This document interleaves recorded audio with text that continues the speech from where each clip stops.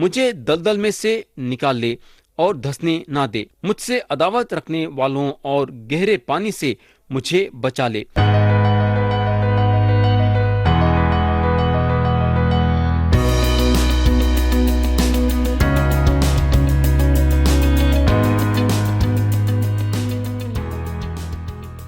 یسوع مسیح کے نام سے السلام علیکم پیارے بھائی اور بہن، اب ہم کلام میں آگے بڑھیں گے اور آپ لوگوں کو یاد ہوگا کہ گئے سو وقت ہم زبور کی کتاب باب 65 اور اس کی آیت 6 سے غور کرنا شروع کرے تھے اور باب 68 تک غور کرے تھے۔ آج ہم باب 69 سے غور کرنا شروع کریں گے اور 69 کا مضمون ہے مسیح کے زندگی میں خاموشی کے برس۔ ہم پڑھیں گے آیت 1۔ یہاں لکھا ہوا ہے، اے خدا مجھ کو بچا لے کیونکہ پانی میری جان تک آ پہنچا ہے۔ پیارے بھائی بہن، یہاں آپ دیکھ سکتے ہیں کہ یسوع مسیح کتنے مصیبتیں اٹھائے ہیں۔ ان کی تڑپ جو صلیب پہ تھی وہ برداشت کے باہر تھی۔ خدا کا کلام بتاتا ہے کہ انہوں ہمارے لیے خدا کا برہ بن گئے اور سارے دنیا کے گناہوں کو اپنے کندھوں پہ اٹھا لی۔ یسوع مسیح کو ہمارے لیے گناہ بنایا گیا۔ یسوع مسیح ہمارے خاطر یہ دنیا میں رہے، یعنی یہ دنیا میں رہے تک اپنی ساری زندگی میں تکلیفیں اٹھائے۔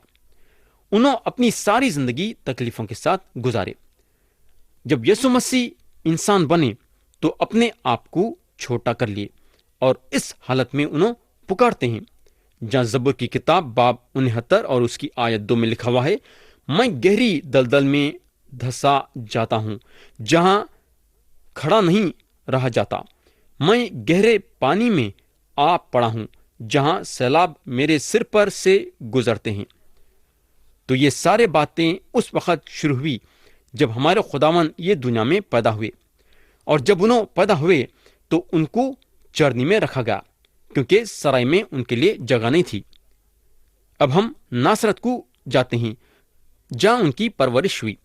آیت 3 میں لکھا ہوا ہے، میں چلاتے چلاتے تھک گیا، میرا گلا سوکھ گیا، میری آنکھیں اپنے خدا کے انتظار میں پتھرا گئیں۔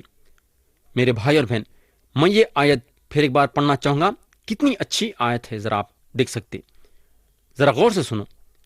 میں یہ آیت پھر سے پڑھ رہا ہوں۔ یہاں لکھا ہوا ہے، میں چلاتے چلاتے تھک گیا، میرا گلا سوکھ گیا، میری آنکھیں اپنے خدا کے انتظار میں پتھرا گئیں۔ تو میرے دوست، ان کے وہ 30 برس کے زندگی میں چند وقتیں تھے جہاں ان کی آنکھاں روتے روتے لال ہو گئے تھے۔ اگلی آیت یعنی کہ آیت 4 ہم کو بتاتی ہے کہ ان کے آنکھاں روتے روتے لال کیوں ہو گئے۔ ذرا غور سے سنو۔ یہاں لکھا ہوا ہے، مجھ سے بے سبب عداوت رکھنے والے میرے سر کے بالوں سے زیادہ ہیں۔ دیکھیں کیا لکھا ہوا ہے، پھر سے پڑھتا ہوں، مجھ سے بے سبب عداوت رکھنے والے میرے سر کے بالوں سے زیادہ ہیں۔ میری ہلاکت کے خواہان اور ناحق دشمن زبردست ہیں، بس جو میں نے چھینا نہیں مجھے دینا پڑا۔ میرے بھائی اور بہن، یسوع مسیح جو ہیں ہمارے میں کوئی اچھی بات نہیں دیکھے۔ مسیح یہ نہیں بولے کہ تم لوگ کتنے اچھے ہیں، میں تم لوگوں کو راز باز ٹھہراؤں گا۔ مسیح ایسا نہیں بولے۔ مسیح ایسی بات نہ بولیں گے، بلکہ انہوں یہ ضرور بولے کہ ہم گنہگار ہیں۔ تو مسیح ہم کو مفت میں راز باز ٹھہرائے۔ تو یہ زبور یہ بتاتا ہے کہ لوگ بلا وجہ مسیح سے عداوت رکھے تاکہ ان کے ذریعے سے ہم مفت راز باز ٹھہرائے جائے۔ تو یہاں آپ دیکھ سکتے کہ کتنی زبردست سچائی ہے۔ آیت 5 میں لکھا ہوا ہے، اے خدا تو میری حماقت سے واقف ہے اور میرے گناہ تجھ سے پوشیدہ نہیں ہیں۔ اب سوال یہ پیدا ہوتا ہے کہ یہ آیت خداوند یسوع مسیح پہ کیسا لاگو ہوتی ہے؟ سوال یہاں یہ پیدا ہوتا ہے۔ آپ یہ یاد رکھنا ضرور ہے کہ انہوں یہ دنیا میں ایک انسان بن کے آئے، ہے نا؟ انہوں پاک تھے، انہوں کسی پہ بھی حملہ نہیں کرتے تھے اور گنہگاروں سے جدا تھے۔ لیکن ان کے زندگی کے آخری چند گھنٹے انہوں ہمارے لیے گناہ بن گئے، یعنی کہ صلیب پہ اپنی جان جب انہوں دے رہے تھے تو یہ چیز سے انہوں دور ہونا چاہتے تھے۔ جب انہوں اپنے شاگردوں کے ساتھ باغ میں تھے تو خدا سے دعا کرنے لگے۔ بولنے کا مطلب یہ ہے کہ اتنی تکلیف ہو رہی تھی مسیح کو کہ ان کے برداشت کے باہر تھا، کیونکہ تھوڑے سے دیر میں سارے دنیا والوں کے گناہ ان کے کندھوں پہ آنے والے تھے۔ تو میرے بھائی، انہوں اپنے باپ سے دعا کرتے ہیں، اے میرے باپ، اگر ہو سکے تو یہ پیالہ مجھ سے ٹل جائے، تاہم جیسا میں چاہتا ہوں ویسا نہیں، بلکہ جیسا تو چاہتا ہے ویسا ہی ہو۔ تو جب مسیح اپنے باپ سے پیالے کے بارے میں ذکر کر رہے تھے تو وہ کس قسم کا پیالہ تھا؟ یہ گناہ کا پیالہ تھا، یعنی میرے گناہ کا پیالہ اور آپ کے گناہ کا پیالہ۔ تو جو گناہ ان کے کندھوں پہ ڈالا گیا وہ گناہ ان کے برداشت کے باہر تھا، کیونکہ مسیح پاک تھے۔ ان کے لیے یہ گناہ اٹھانا، جیسا میں ابھی بولا ہوں، برداشت کے باہر تھا۔ آیت 6 اور 7 پڑھیں گے۔ اے خداون لشکروں کے خدا، تیری آس رکھنے والے میرے سبب سے شرمندہ نہ ہوں۔ اے اسرائیل کے خدا، تیرے طالب میرے سبب سے رسوا نہ ہوں۔ تو یہاں دو وجہ ہیں جو انہوں سہ رہے تھے۔ پہلی وجہ ہے لوگ ان سے ان کے مرتبے کے لیے عداوت رکھے، اور دوسری وجہ ہے انہوں اپنے آپ کو چھوٹا بنا کے یہ زمین پہ آ گئے۔ آیت 8 پڑھیں گے۔ میں اپنے بھائیوں کے نزدیک بیگانہ بنا ہوں اور اپنی ماں کے فرزندوں کے نزدیک اجنبی۔ پیارے بھائی بہن، ہم کو معلوم ہونا چاہیے کہ مریم یعنی کہ یسوع مسیح کی ماں کے دوسرے بچے بھی، یہ جو یوسف کے ذریعے سے پیدا ہوئے، یہ بچے یہ ضرور جانتے تھے کہ مسیح ان لوگوں کے سگے بھائی نہیں ہیں بلکہ آدھے بھائی ہیں۔ ماں کے ذریعے سے بھائی ہیں، لیکن یوسف یعنی کہ ان کے باپ کے ذریعے سے انہوں بھائی نہیں ہیں۔ تو مسیح کی طرف سے ہم یہاں دیکھیں گے تو یہ آیت یہ بتاتی ہے کہ انہوں اپنے بھائیوں کے سامنے بیگانہ تھے اور اپنے ماں کے فرزندوں کے سامنے ایک اجنبی۔ مسیح کنواری مریم کے ذریعے سے پیدا ہوئے، اور یہ آیت یہ چیز کے بارے میں بتاتی ہے۔ آیت 9 میں داؤد بولتے ہیں، کیونکہ تیرے گھر کی غیرت مجھے کھا گئی۔ یہ ایک ایسی آیت ہے جس کا خداوند یسوع مسیح بھی ذکر کرے، ہیکل کو مد نظر رکھتے ہوئے یہ آیت کا ذکر کرے۔ ہیکل میں مسیح جو ہیں لوگوں کو دھندے کرتے ہوئے دیکھے۔ لوگ جو ہے ہیکل میں دھندے کر رہے تھے، اور مسیح جو ہے یہ بات کو دیکھے۔ انہوں رسیوں کا کوڑا بنایا اس کے بعد، اور سب کو وہ کوڑے سے مار مار کے ہیکل کے باہر کر دیے۔ تو میرے دوست، لوگ مذہبی تھے لیکن اپنے دھندوں میں مصروف تھے اور خدا سے بہت دور تھے۔ آیت 10 میں لکھا ہوا ہے، میرے روزہ رکھنے سے میری جان نے زاری کی اور یہ بھی میری ملامت کا باعث ہوا۔ تو جب مسیح روزہ رکھتے تھے یا روتے تھے تو ان کے بھائیاں ان کو برا بھلا بولتے تھے۔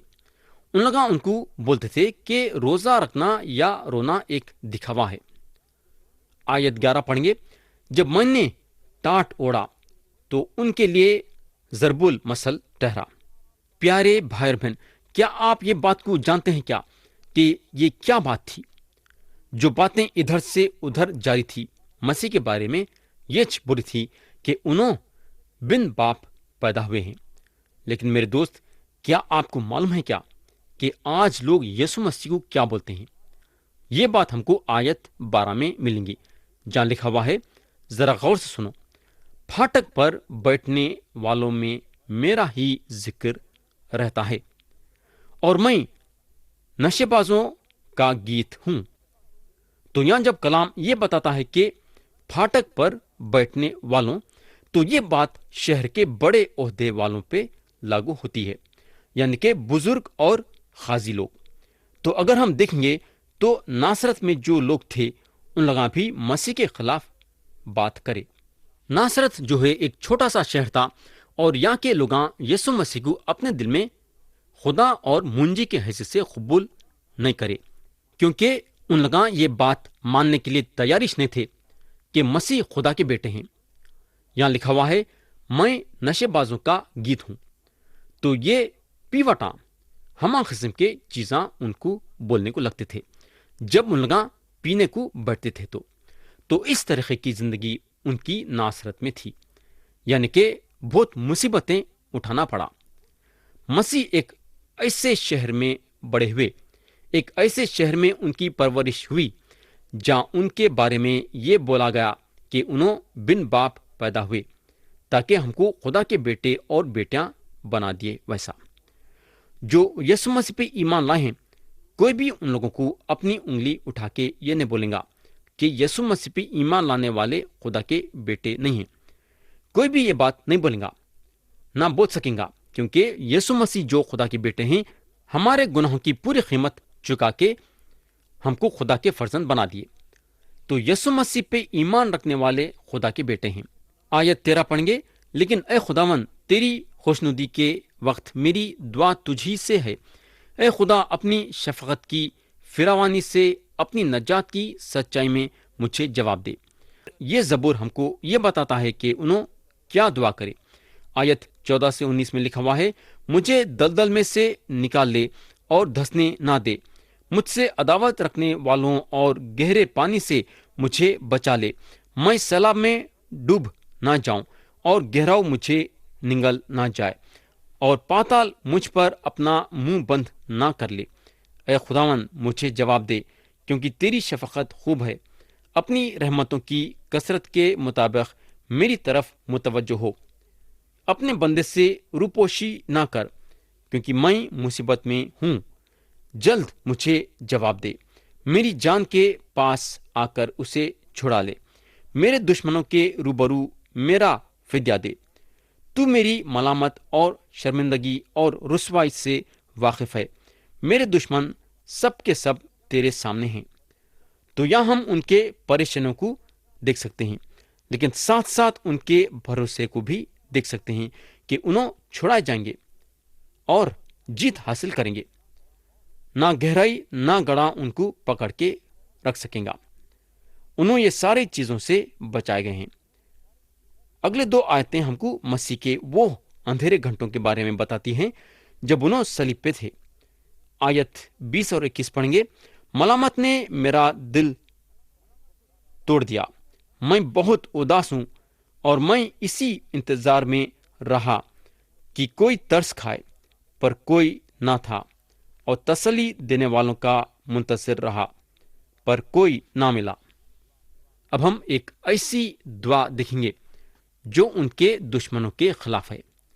آیت 22 میں لکھا ہوا ہے، ان کا دسترخوان ان کے لیے پھندا ہو جائے، اور جب وہ امن سے ہوں تو جل بن جائے۔ پیارے بھائی بہن، یہ دعا تو نہیں ہے بلکہ بد دعا ہے۔ تھوڑے لوگوں کا یہ خیال ہے کہ بدوا وہ لوگ نہیں دے سکتے جو یسوع مسیح پہ ایمان نہیں لائے۔ ان لوگوں کا بولنے کا مطلب یہ ہے کہ یہ غلط بات ہے۔ جب ہم یہ بدوا کو وہ جگہ پہ رکھتے ہیں جہاں ان کو رکھا جانا ہے، تو ہم دیکھیں گے کہ جو یسوع مسیح پہ ایمان نہیں لائے ہیں ان لوگوں پہ عدالت بولے جا رہی ہے، یعنی کہ یسوع مسیح پہ ایمان نہیں لانے کی وجہ سے ان کی عدالت ہو رہی ہے۔ آیت 25 پڑھیں گے، یہاں داؤد بولتے ہیں، ان کا مسکن اجڑ جائے، ان کے خیموں میں کوئی نہ بسے۔ پیارے بھائی بہن، یہودا اسکریوتی کو مد نظر رکھتے ہوئے پترس رسول یہ بات کو اعمال کی کتاب باب 1 اور اس کی آیت 20 میں لکھے ہیں۔ آیت 26 سے 28 پڑھیں گے، یہاں داؤد بولتے ہیں، کیونکہ وہ اس کو جسے تو نے مارا ہے ستاتے ہیں، اور جن کو تو نے زخمی کیا ہے ان کے دکھ کا چرچا کرتے ہیں، ان کے گناہ پر گناہ بڑھا، اور وہ تیری صداقت میں داخل نہ ہوں، ان کے نام کتاب حیات سے مٹا دیے جائیں اور صادقوں کے ساتھ مندرج نہ ہوں۔ تو یہاں داؤد بولتے ہیں ان کے نام کتاب حیات سے مٹا دیے جائیں۔ یہاں جو ہے ایک سوال پیدا ہوتا ہے۔ مکشفہ کی کتاب باب 3 اور اس کی آیت 5 کے بارے میں کافی چرچا ہوا ہے، اور لوگ یہ آیت پہ حجت بھی کرے ہیں۔ یہ آیت بتاتی ہے جو غالب آئے اسے اسی طرح سفید پوشاک پہنائے جائے گی، اور میں اس کا نام کتاب حیات سے ہرگز نہ کاٹوں گا، بلکہ اپنے باپ اور اس کے فرشتوں کے سامنے اس کے نام کا اقرار کروں گا۔ پیارے بھائی بہن، ایک بنانے والی کتاب ہے، اور جب ہم پیدا ہوتے ہیں تو ہم اس میں درج ہو جاتے ہیں، اور یہ بات کا ثبوت ہم کو زبور کی کتاب باب 139 اور آیت 16 میں ملے گا، جہاں لکھا ہوا ہے، تیری آنکھوں نے میرے بے ترتیب مدے کو دیکھا، اور جو ایام میرے لیے مقرر تھے وہ سب تیری کتاب میں لکھے تھے، جبکہ ایک بھی وجود میں نہ آیا تھا۔ اس کے علاوہ ایک جو ہے زندگی کی کتاب ہے ان کے لیے جو نجات پائے ہیں۔ اس کے علاوہ ایک کام کرنے والوں کی کتاب ہے۔ یہ ایسا لگتا ہے کہ مٹائے جانے کا کام وہ آدمی کے کام سے تعلق رکھتا ہے جو نجات پا چکا ہے۔ کہیں بھی یہ بولا نہیں گیا ہے کہ نجات کی کتاب میں سے نام کو مٹا دینا۔ کلام کے یہ حصے کو دوسرے بھی سمجھائیں ہیں اور اپنا خیال ظاہر کریں۔ اور ایک خیال جو ہم کو یہاں نظر آتا ہے بولے تو وہ یہ ہے کہ جب آپ پیدا ہوتے ہیں تو آپ کو خدا کے حیات کے کتاب میں ڈالا جاتا ہے۔ پیارے بھائی اور بہن، میں ایسا لینا چاہوں گا کہ سمجھو آپ نجات کے امیدوار ہیں۔ جب آپ کو یہ کتاب میں سے مٹایا جاتا ہے تو آپ لکیر کو پار کر دیے ہیں، اور پھر نجات کے امیدوار آپ نہیں رہے۔ اب یہ زبور 69 میں کتاب حیات جو ہے بچانے والی کتاب ہے، اور جب یہاں یہ لکھا ہوا ہے کہ صادقوں کے ساتھ مندرج نہ ہو، تو اس کا یہ مطلب ہے کہ ان لوگ نجات کی کتاب میں نہیں لکھے جائیں گے۔ پیارے بھائی بہن، یہ زبور ایک جلالی گانے کے ساتھ ختم ہوتا ہے۔ آیت 30 میں لکھا ہوا ہے، میں گیت گا کر خدا کے نام کی تعریف کروں گا اور شکر گزاری کے ساتھ اس کی تمجید کروں گا۔ جب یسوع مسیح پہلی مرتبہ یہ زمین پہ آئے تو پستالی کی حالت میں آئے۔ دوبارہ جب آئیں گے تو سر بلند ہوتے ہوئے آئیں گے۔